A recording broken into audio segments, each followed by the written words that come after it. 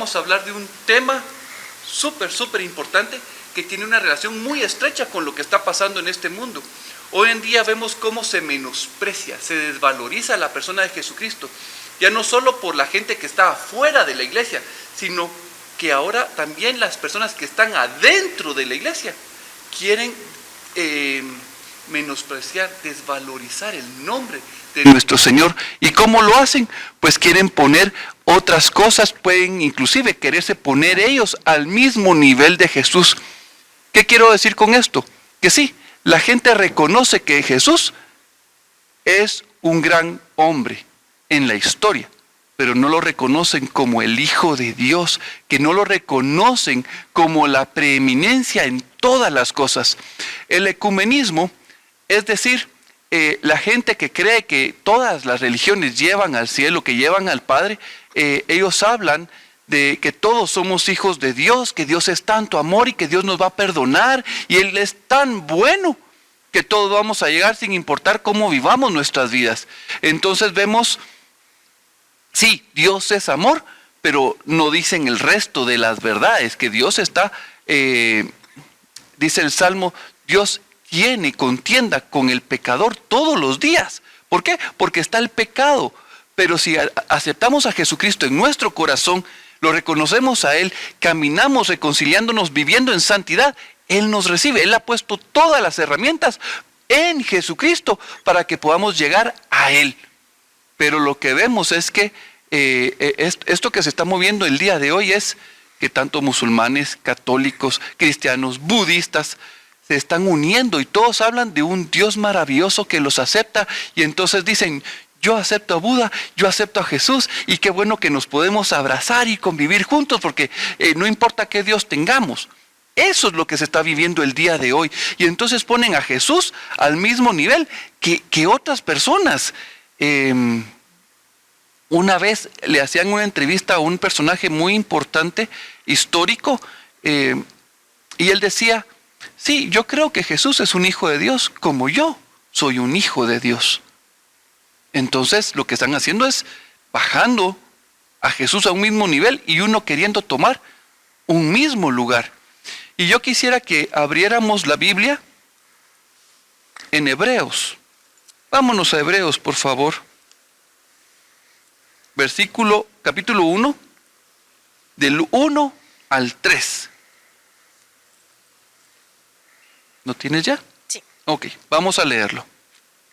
Dios, habiendo hablado muchas veces y de muchas maneras en otros tiempos a los padres por los profetas, en estos postreros días nos ha hablado por el Hijo, a quien constituyó heredero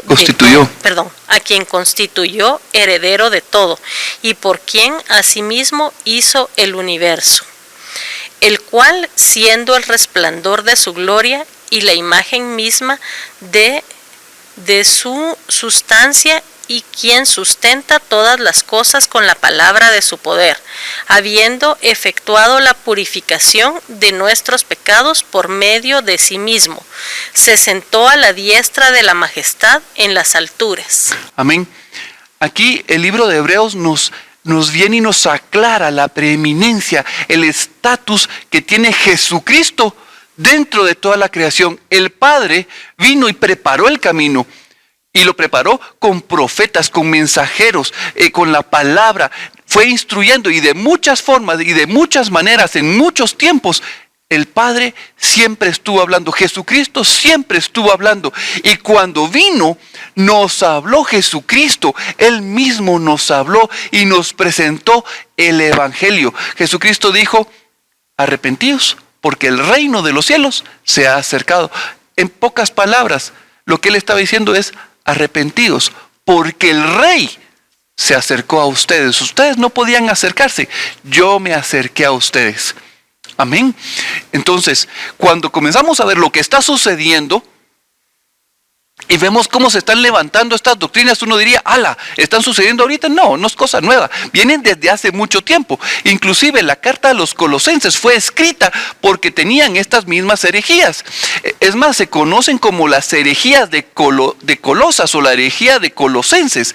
Y entre ellas podemos mencionar que los maestros enseñaban que la persona de Jesucristo y la obra que Él hizo en la cruz estaban bien, pero no eran lo último. Nosotros teníamos que venir y aparte de que Él nos salvaba, nosotros teníamos que hacer. Estos maestros distorsionaban, dándole más importancia a sus propias visiones, al culto de los ángeles y dejando una posición baja de menos preponderancia a Jesucristo como la cabeza de la iglesia. Otro elemento eran las tradiciones judías, la circuncisión, los alimentos que podían tener, el ascetismo. El ascetismo era el estilo de vida donde ellos decían, la carne es mala, el espíritu es bueno, y entonces que sufra la carne, que sufra la carne. Y entonces ellos castigaban su carne para ellos morir físicamente y que su espíritu fuera exaltado. Pero eso no es lo que nos dice la palabra de Dios. También tenían a hablar de las batallas espirituales y decían, estamos en una batalla espiritual y estamos ganando por nuestras propias fuerzas. Ellos exaltaban sus propias victorias de cómo ellos habían vencido, sin darse cuenta que la victoria ya la había tenido Jesús en la cruz. Y yo quisiera que fuéramos a Colosenses. Vamos a ir a Colosenses, esa cita, Colosenses 2:14, la voy a leer yo. Dice, y ahora, a vosotros estando muertos en pecado y en la incircuncisión de vuestra carne, os dio vida juntamente con Él, perdonándoos todos los pecados. Y esta es la parte importante, anulando el acta de decretos que había en contra de nosotros, que nos era contraria, quitándola de en medio y clavándola en la cruz y despojando. Miren, esto es precioso. Y despojando a los principados, a las potestades, los despojó completamente del poder que tenían sobre nosotros y los exhibió públicamente, triunfando sobre ellos en la cruz. Cuando nosotros exaltamos más nuestras victorias y decimos que nosotros oramos, que nosotros libramos, ya estamos mal. Quien hizo toda la obra fue Jesucristo, quien bajó, quien se anonadó, se hizo nada, tomó forma de hombre, se vistió de hombre y fue a la cruz y la muerte. Miren, cuando Él subió a la cruz, se hizo maldito, tomando nuestro lugar. La palabra decía y dice que todo aquel que fuera colgado en un madero sería maldito. Él se hizo maldito por ti y por mí. Él fue el que venció esa acta que decía que tú eras condenado a muerte, que eras reo, que deberías merecer la ira de Dios sobre ti. Él la tomó sobre sí para que tú y yo no fuéramos condenados. Qué precioso lo que Él hizo por ti y por mí. Nosotros no tenemos cómo agradecerlo, no tenemos cómo pagar ese sacrificio que Jesús hizo en la cruz. Jesús bajó hasta las profundidades del Seol y fue levantado y se le dio nombre sobre todo nombre. Jesucristo, Jesucristo, Jesucristo. Miren, las doctrinas, estas que rebajan a Jesucristo, están el día de hoy como estaban hace muchos años. Hay iglesias que predican que Jesucristo, sí, salió, que Jesucristo es el hombre más grande de toda la creación, pero hasta ahí, el hombre más grande, porque todos seguimos y Él está a nuestro nivel y hay unos que están atrasito de Él, pero por un pelito. Eso están menospreciando. Pablo escribió la epístola de Colosenses para corregir, para que los creyentes no fueran engañados. Obviamente estas advertencias, como ya lo he dicho varias veces, no han caducado. Los mismos engaños de ayer están hoy, están vigentes y están viendo a quienes engañan. Y lo peor de todo es que muchos están cayendo en ese engaño. Fíjense que hace unos meses estaba viendo yo un programa de un evangelista. Y este evangelista estaba hablándole a dos jóvenes y de repente uno de los dos comenzó a responderle, pero una cantidad de tonterías. Y entonces el amigo comenzó a hacer así. Y se le quedó viendo y le dice, yo pensé que te conocía. Tremendo. O sea, este amigo no conocía a su amigo hasta que lo oyó hablar y decía, no es posible, no es posible. Y otra cosa que he visto es que en los canales pseudoculturales, ¿verdad? Que están en el cable, se están pasando programas de extraterrestres, de viajes cósmicos, visitantes de otros planetas hacia la Tierra, y le preguntan, o su argumento es, ¿cómo es posible que nosotros seamos la única vida en todo el universo? ¿Cómo se lo van a creer? Debe de haber más vida en otros planetas. ¿Por qué ellos piensan eso? Porque sus ojos están cerrados. Cuando vemos Génesis 3:8 y vemos la historia de cómo el hombre comió del árbol del conocimiento del bien y del mal y fueron separados de la presencia de Dios, ¿sí? Entonces entendemos, no, sí hay vida. Por supuesto, Dios es la vida, Jesucristo es la vida, pero no lo pueden ver. Por eso están buscando otra excusa, buscando otro elemento que tenga vida, pero no lo quieren reconocer a Él. Pablo está rebatiendo estas doctrinas, así como lo estamos haciendo el día de hoy con esta campaña tan preciosa de Juntos y en Armonía. No se están diciendo las falsas doctrinas, se están diciendo las verdades de nuestro Señor, que Él es bueno, que es bueno habitar juntos y en armonía, que es bueno nuestro Señor, que su soberanía es sobre todo. Ese es el tema de este hoy. El próximo mes ya entramos en lo que es la persona, el individuo, a decir lo que el Señor dice de cada uno de nosotros. Y así viene el matrimonio, luego viene la nación, la familia y la sociedad. Pero todo con las verdades que el Señor nos ha hablado. Cuando nosotros leemos Colosenses, primero vemos que Pablo comienza a dar gracias a nuestro Señor Jesucristo porque Epafra, que es el que está llevando la carta y la información, le había contado a Pablo de la fe de los colosenses, de la fe que tenían en Jesucristo y del amor que ellos tenían para los santos y entre ellos. Y al mismo tiempo Pablo oraba por ellos, para que fueran ellos llenos de la sabiduría y el conocimiento de la voluntad de Dios, para que caminaran como Él quiere, para que caminaran y fueran capacitados para llevar fruto, para que fueran pacientes, para que tuvieran longanimidad. Eso quiere decir que se mantuvieran firmes, que perseveraran con ánimo frente a los obstáculos y a las adversidades, porque ellos ya habían sido trasladados del poder de las tinieblas al reino de su Hijo amado Jesucristo. Miren qué tremendo. De aquí sale la diferencia. No es lo mismo decir el reino de Satanás y el reino de Jesucristo. No.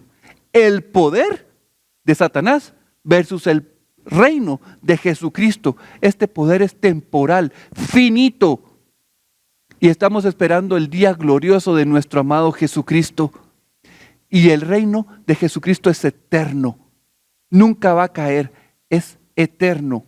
Entonces, Colosenses revela la persona de Jesucristo en su deidad, en su poder, en su señorío, en su igualdad con el Padre, que en Él se fundamenta la salvación, que sin Jesucristo no podemos hacer nada, que sin Él no tenemos nada y que solo por Él tenemos todos los beneficios que el Padre nos quiere dar. Miren, todo esto lo podemos ver del versículo 1 hasta el versículo 14, pero en el versículo 15 viene algo precioso, tremendo. Y vamos a irnos a Colosenses, capítulo 1, versículo 15. No sé si ya lo tienen. Por favor. Sí. Él es la imagen del Dios invisible, el primogénito de toda creación. Amén. Este versículo tiene dos declaraciones muy, muy fuertes. La primera es, Él es la imagen del Dios invisible. Y la segunda, el primogénito de toda creación. Vamos a ver la primera. Primero, imagen. En idioma griego, la palabra es eikono, con E inicia, pero realmente es ícono. Cuando uno tomaba una moneda romana, encontraba en ella la imagen incrustada del emperador.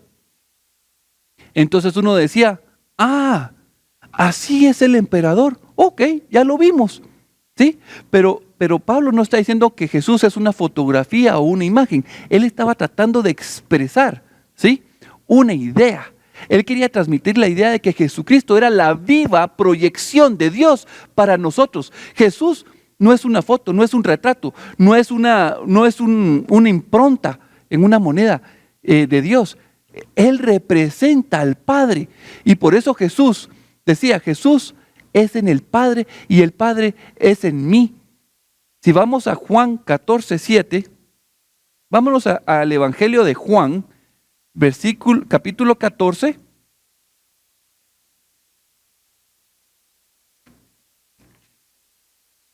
Versículo del 7 al 9. Si me conocieses, también a mi Padre conoceráis, y desde ahora le conocéis y le habéis visto. Felipe le dijo, Señor, muéstranos el Padre y nos basta. Jesús le dijo, ¿tanto tiempo hace que estoy con vosotros y no me has conocido, Felipe? El que me ha visto a mí, ha visto al Padre. ¿Cómo pues decís tú, muéstranos el Padre? Qué tremendo. Jesús vino como hombre, pero su esencia, su carácter, sus deseos, sus pensamientos eran los del Padre. Dios le dijo a Saúl, Saúl, ustedes ven lo externo, ustedes ven la fachada, pero yo veo el corazón, yo veo el interior. Así fue como escogió a David, ¿se recuerdan? Habían 8 hijos y cuando Samuel vio al primer hijo, este es el ungido del Señor. Y el Señor le dijo, no, no es ese. Yo no me fijo en las apariencias, yo me fijo en el corazón. Yo veo lo que hay adentro. Por eso es que Dios discierne inclusive entre los pensamientos y las intenciones, como dicen Hebreos. Dios discierne. Y Jesús le está diciendo a Felipe, tanto tiempo he estado contigo compartiendo, abriendo mi corazón, dándote a conocer tantas cosas y no me conoces. ¿Conoces tú a Jesús? Esta fue una pregunta para Felipe en ese momento, pero podemos decir, ay, este Felipe, ¿verdad? Y comenzar a señalar a Felipe, pero esta es una pregunta que viene para nosotros. ¿Conocemos a Jesús? ¿Conocemos al Padre? ¿Conocemos sus anhelos, sus deseos? ¿Conocemos qué le agrada y qué no le agrada? Porque si no conocemos al Padre, ¿qué significa? Que no conocemos a Jesús. Jesús es la imagen, es el ícono. Jesús se refiere a la imagen palpable para que nosotros lo podamos conocer. Es tremendo este pasaje. Y la otra palabra que está en esta parte de Colosenses dice el Dios invisible. Y quiero que vayamos hilando y armando un pensamiento. Hebreos nos dice que al Padre nadie lo puede ver sin santidad. Pero aquí en Colosenses nos dice que el Padre es invisible. Pero por otro lado, cuando vamos a Lucas 1:19, dice que el ángel Gabriel, en versión Reina Valera, dice que él vive delante de Dios. La versión latinoamericana dice que tiene entrada en el consejo de Dios. Pero esta es la que quiero traer a colación. La versión Septuaginta dice, yo soy el que habita a la faz de Dios. Yo soy el que tiene habitación delante del rostro de Dios. Yo estoy delante de Dios y Él me ve y yo lo veo.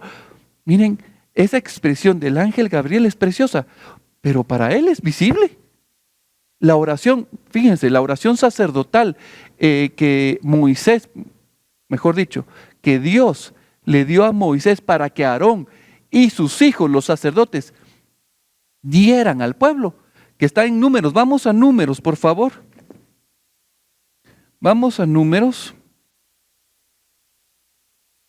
Todavía no ha llegado. Números 6, versículo 24 al 26. La voy a leer yo, Marcela. Dice, el Señor te bendiga y te guarde. El Señor haga resplandecer su rostro sobre ti y tenga de ti misericordia. El Señor alce sobre ti su rostro y ponga en ti paz. ¿Qué está diciendo? La mayor bendición de los sacerdotes está diciendo que puedas vivir delante de su presencia, Que puedas vivir ahí delante de Él y ver su rostro. Y que no tengamos que ocultarnos, que no tengamos que ocultar nuestra mirada delante de Él, como lo hizo Adán y Eva, tratando de ocultarse porque tuvieron miedo. Mateo 5:8. Por favor, Marcela, si la pudieras leer. Mateo 5:8. Bienaventurados los limpios de corazón, porque ellos verán a Dios. Ok. ¿Qué es lo que nos está diciendo? Dios Padre no es invisible para todos, pero para nosotros que estamos en este mundo, en este tiempo, sí es invisible. ¿Por qué? Porque el hombre pecó y está separado de Dios. Estamos separados de Dios. La palabra nos dice que todos estábamos muertos en nuestros delitos y en nuestros pecados. Por eso Jesucristo bajó. Al mismo tiempo, Jesucristo se dio para que nosotros pudiéramos conocerle, porque estábamos separados, y al mismo tiempo nos está preparando para poder vivir delante de Él. Regresemos a Colosenses 1:15, por favor. Colosenses 1:15 dice: Él es la imagen del Dios invisible, el primogénito de toda creación. Y ahora viendo esta segunda frase, la segunda parte de el primogénito de toda creación, primogénito viene de la palabra prototokos. Repito, prototokos, en relación con el primero, en relación al prototipo. Cuando uno va a una fábrica y uno dice, este es el modelo, este es el prototipo que queremos para la creación.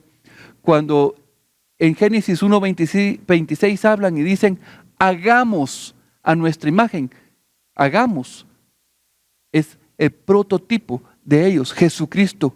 Cuando se habla de primogénito, estamos hablando que Él fue el primero, no es el primero en nacer, sino que el primero que salió del seno, del consejo. Cuando vemos la eternidad pasada, existía el Padre, el Hijo y el Espíritu Santo. Y cuando hablamos primogénito es cuando Jesucristo sale del seno. Él es el primero que salió para hacer la creación. Y en Él es toda la creación.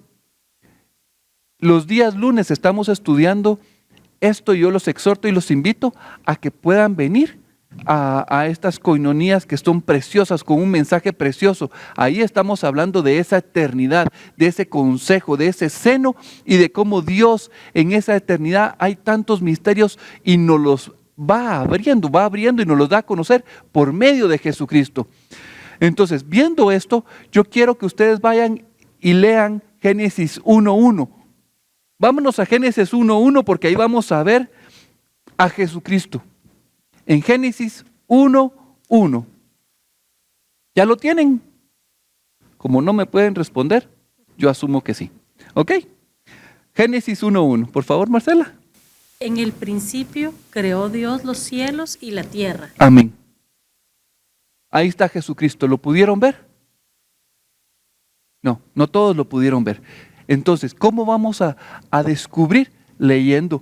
Vámonos a Apocalipsis 1:8. Para entender el principio hay que irnos al final.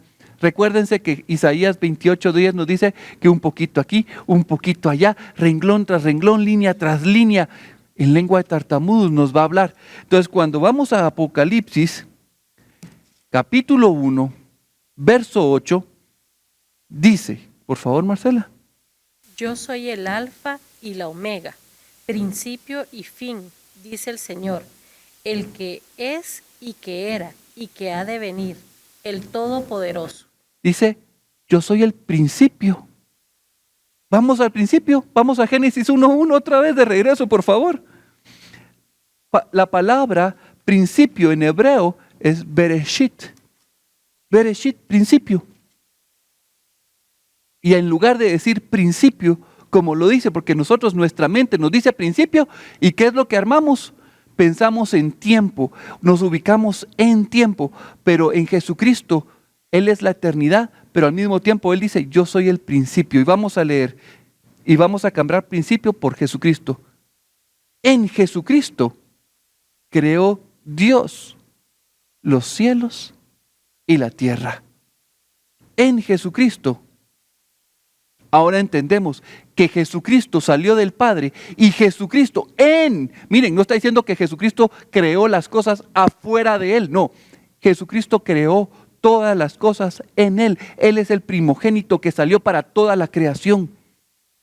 Él es el primero. Entonces, cuando leemos Génesis 1:1, en Jesucristo creó Dios los cielos y la tierra, entendemos. Pueden ver lo que estamos viendo. Jesucristo salió del Padre y en Él se crearon todas las cosas. Él es el ambiente de nuestra existencia. Si a nosotros nos ponen en el espacio exterior sin aire, nos morimos. Si Jesús deja de sostener nuestra vida, como en el video, no sé si todos vieron el video donde sale Nicolás, este joven, el primer video de soberanía, y él hace la pregunta, ¿qué pasa si Dios nos deja de sostener? Y la primera idea es que cuando Dios deja de sostener la tierra, muchos creen que la tierra se va a caer. Otros creen que si Dios deja de sostener, la tierra se queda flotando como está el día de hoy. Pero no sucede eso. Si Dios decide dejar de sostener nuestras vidas, dejamos de existir inmediatamente. Dejamos de existir inmediatamente. La realidad es que dejaríamos, miren, yo no sé cómo describir dejar de existir, pero nosotros sin Jesucristo somos nada. Nuestra materia no se transforma en energía, no. Simplemente nuestra energía, nuestra materia, porque la física dice que nuestra materia se transforma a energía y que la energía se transforma en materia. Pero si Dios dejamos de existir, en pocas palabras. No puedo expresar la grandeza del misterio de lo que Dios está haciendo al sostener nuestras vidas. Y miren, yo quisiera que fuéramos a otra cita preciosa, hermosísima, que la hemos estudiado durante muchos años y ha sido una bendición. Proverbios capítulo 8. Por favor, vayan, porque esta visita la vamos a comparar con otras. Proverbios 8, versículo 22 al 31. Y lo vamos a ir leyendo despacito. Marcela, por favor. Jehová me poseía en el principio, ya de antiguo, antes de sus obras. Ok. Aquí está hablando una persona y dice que Dios me poseía. Aquí están hablando de la sabiduría, pero entendamos bien, ¿quién es la sabiduría? Jesucristo. Jesucristo es la sabiduría. Sigamos.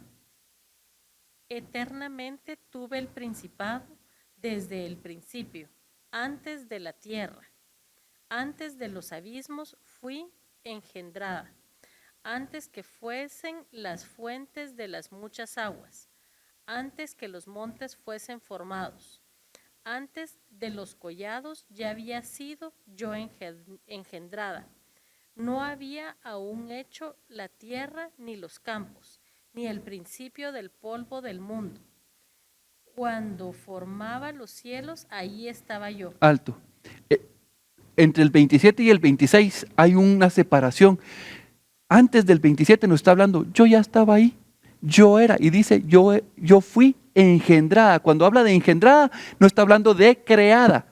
La sabiduría, Jesucristo habitaba con el Padre, y es lo que hablamos, que salió Jesucristo del Padre, del seno, para darse a conocer a toda la creación.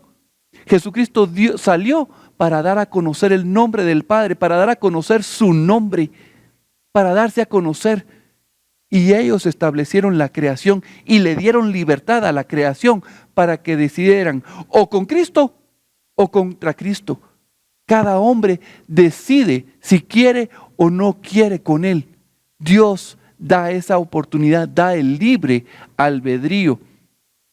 Y entonces, después de que ha dejado claro que Él era antes de toda la formación, de todo lo que conocemos, comienza a decir, yo estaba ahí. Cuando todo se formó, yo estaba ahí. Sigamos leyendo el versículo 27. Cuando formaba los cielos, allí estaba yo. Cuando trazaba el círculo sobre la faz del abismo. Cuando afirmaba los cielos arriba. Cuando afirmaba las fuentes del abismo. Cuando ponía al mar su estatuto, para que las aguas no traspasasen sus mandamientos. cuando establecía los fundamentos de la tierra. Con él estaba yo ordenando todo, y era su delicia de día en día, teniendo solaz delante de él en todo el tiempo. Amén. Vamos a parar ahí. Con él estaba yo. ¿Quién es él y quién es yo? Pregunta para hacernos, ¿quién es él y quién soy yo en ese pasaje? Él es el Padre y yo es Jesucristo. Con el Padre estaba Jesucristo ordenándolo todo. Y Jesucristo era la delicia de día en día, teniendo solaz delante de él en todo tiempo. El Padre se deleita en el Hijo y el Hijo se deleita en el Padre. Yo quisiera que dejáramos un dedito aquí en Proverbios y nos vamos a ir a Mateo 3. Mateo 3, verso 17. Vamos a hacer una comparación. Quiero que estén así con su Biblia, ¿ve? Para comparar el texto. Este es el momento en que Juan el Bautista está bautizando a Jesús y cuando Jesús sale de las aguas se oye una voz. ¿Sí? Ha venido el Espíritu Santo sobre él en forma de paloma y entonces el Padre habla y dice, y hubo una voz de los cielos que decía, este es mi Hijo amado, en quien tengo complacencia. Esto es tremendo. ¿Se recuerdan cuando el faraón tuvo sueños y José fue a interpretarlos y le dice, tú has tenido 2 sueños y eso que son 2? Miren, cuando Dios habla 2 veces es porque es firme su palabra, es eterna, es pronta, ¿sí? Pero si vamos a Mateo 17, no puedo cambiar de hojas. Mateo 17, ahorita les digo el versículo. ¿Podrían apagar el aire acondicionado? Tengo frías las manos, por favor, gracias. Mateo 17, versículo 5. Mateo 17, versículo 5 dice, mientras él aún hablaba, una nube de luz los cubrió. Y he aquí una voz desde la nube que decía, este es mi Hijo amado, en quien tengo complacencia. A él oíd. 2 veces el Padre habla de su Hijo con esta ternura y lo hace audiblemente delante de los discípulos, de la gente que estaba cerca. Miren, el Padre lo está diciendo, que pongamos atención, que oigamos las palabras de Jesús, que pongamos atención. Regresemos a Proverbios 8:30. Con él estaba yo ordenándolo todo. Y Jesús es el que está hablando y dice, yo soy la delicia del Padre. De día en día, yo lo soy. Y que Jesús dice, y yo me regocijo en la parte habitable de su tierra, y mis delicias son con los hijos de los hombres. Él se deleita en nosotros porque Él nos hizo a su imagen y semejanza. Cuando se habla de prototipo, no estamos hablando de un prototipo físico, nos está hablando de que se deleita en las cosas que Él ama. Jesucristo quiere que nosotros amemos lo que Él ama. Jesucristo se complace en hacer lo que el Padre dice. El Padre se complace en la obediencia de Jesucristo. Y nosotros podemos complacer al Padre imitando a Jesucristo en su obediencia. Pero si ponemos mucha atención, vamos a aprender que realmente Dios se agrada, no en nuestra obediencia, se agrada en Jesucristo, en nosotros.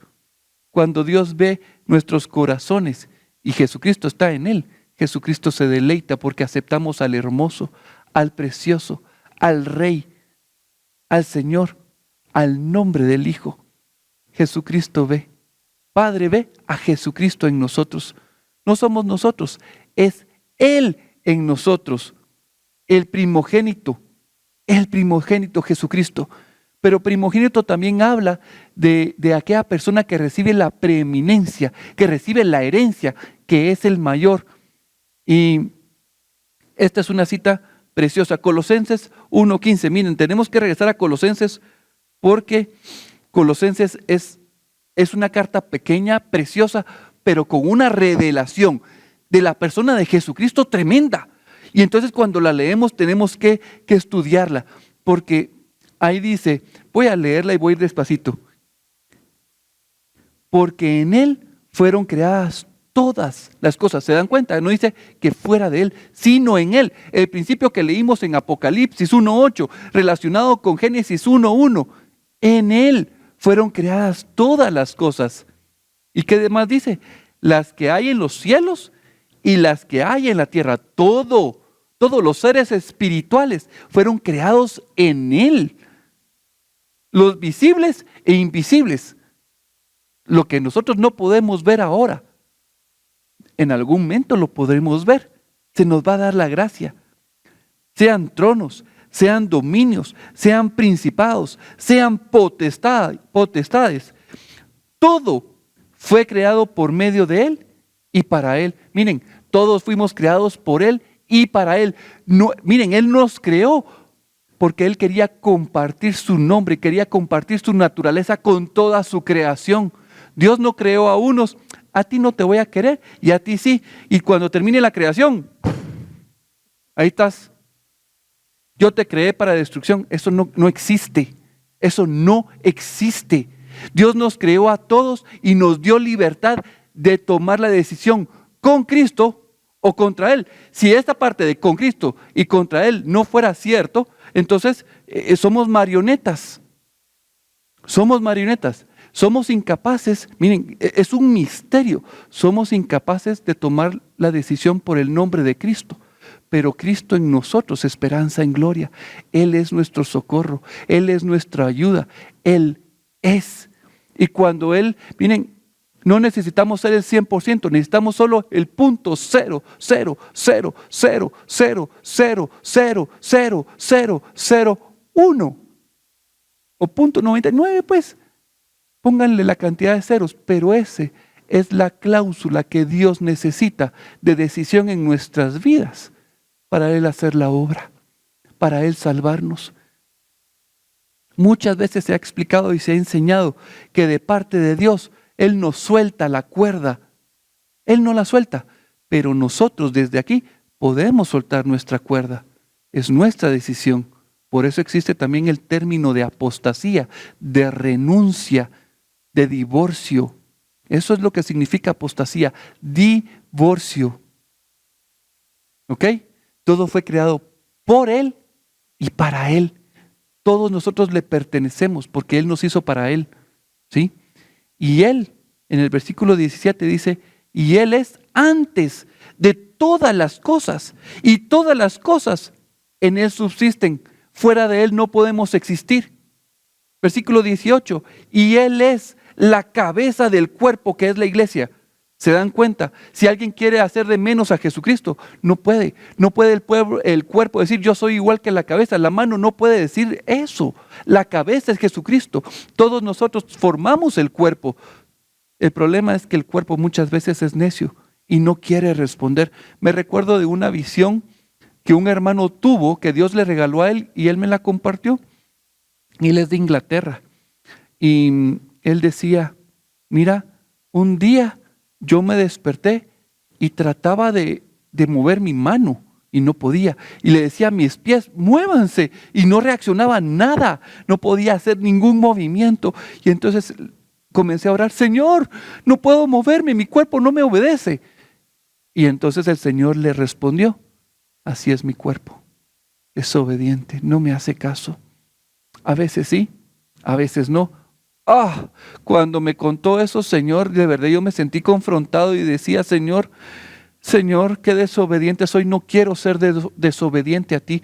Yo no quiero ser parte de tu cuerpo y ser insensible a tus mandatos, ser insensible a lo que tú quieres. Y muchos que han creído, que han conocido a Jesucristo como Rey y Señor, le oyen, le han conocido y le desobedecen. No aceptan que Jesucristo sea su cabeza. Sigamos leyendo. El que es el principio, el primogénito de entre los muertos, precioso. ¿Por qué el primogénito de los muertos? Él bajó, se hizo maldito por nosotros, tomó nuestra maldición, fue a la cruz, murió, bajó a las profundidades. Y en ese momento que estuvo en las profundidades, clamó al Padre y le dijo: Padre, Padre, yo me despojé de todo y estoy confiando en tu poder. Estoy confiando en tu gloria, en tu majestad, en tu amor. Y el Padre dice que de los cielos, vaya y lea Salmo 18, y el Padre dice que se encendieron nubes, se encendieron carbones y voló en alas de querubín sobre los vientos. Y los vientos abrieron en las profundidades del abismo y levantaron a Jesucristo. Fue el Padre que levantó a Jesucristo. Y ese mismo poder que levantó a Jesucristo de las profundidades del Seol, de la muerte, ese mismo poder nos va a levantar a nosotros.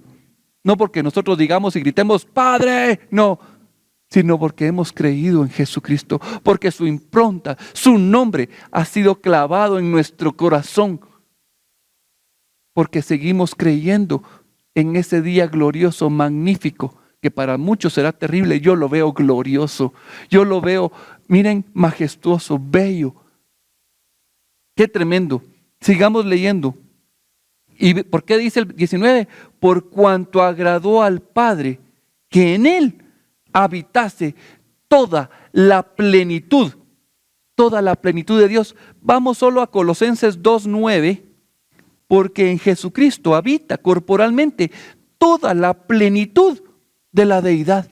El pleroma de Dios está en Jesucristo. Así le agradó al Padre, así es. ¿Y saben qué nos está diciendo en Efesios? Que lleguemos a la estatura del varón perfecto, que lleguemos a la estatura del varón de Jesucristo. ¿Para qué? Para que la plenitud de Dios habite en nosotros. Jesucristo quiere habitar en nosotros. El Espíritu Santo, somos templos de Dios. Somos templos de Dios. Y esto, miren, era algo terrible que estaba sucediendo entonces y ahora. Porque ponían lo corporal como algo malo y lo espiritual como algo bueno. No, Jesús 100% hombre, su carne, y 100% espíritu, eran agradables a Dios. Eran agradables a Dios.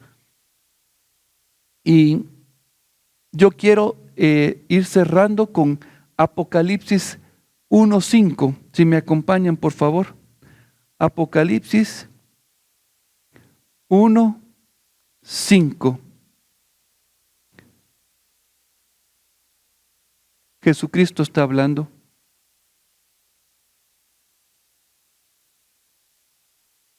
Y dice: y de Jesucristo el testigo fiel, el primogénito de los muertos, el soberano de los reyes de la tierra, el que nos amó y nos lavó de nuestros pecados con su sangre. Jesucristo es el Rey. Y creo que todos debemos de preguntarnos, ¿conocemos a Jesucristo? ¿Conocemos al Padre? ¿Bajamos de estatus a Jesucristo y no le damos la preeminencia que Él tiene? Él es el Rey, Él es el soberano, Él es la palabra, Él es el camino, Él es la verdad, Él es la luz, Él es nuestro alimento, Él es nuestro pastor, Él es nuestra agua, Él es nuestro reposo, Él es nuestro juez, Él es nuestro abogado, Él es nuestro intercesor, Él es la torre fuerte de nuestra salvación, Él es nuestra protección, Él es nuestra sombra, Él es.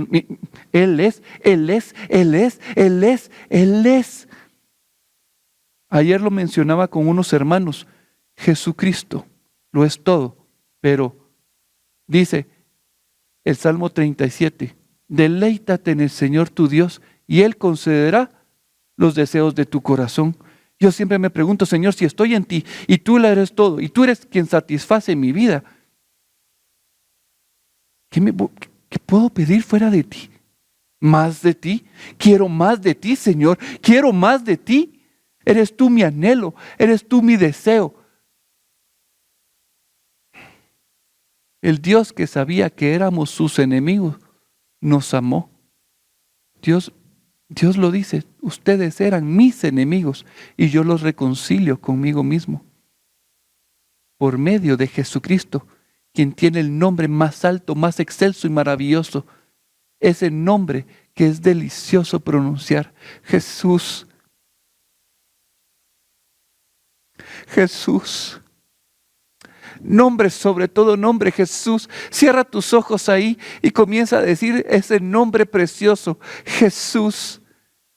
Jesús. Jesús. Jesús.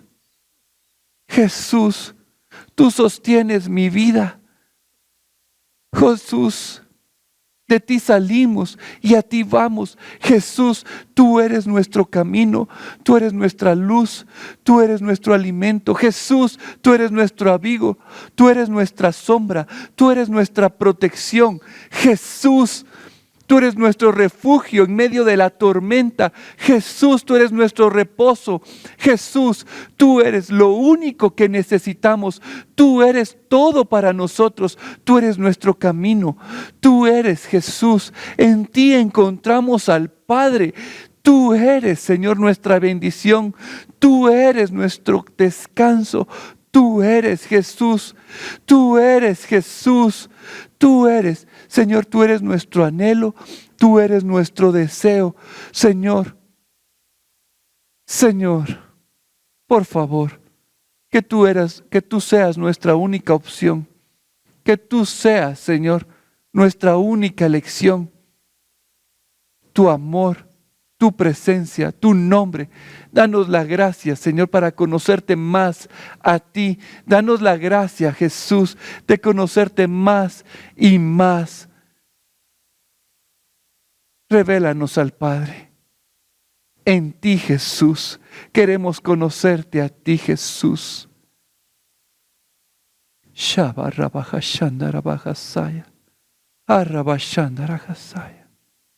Jesús.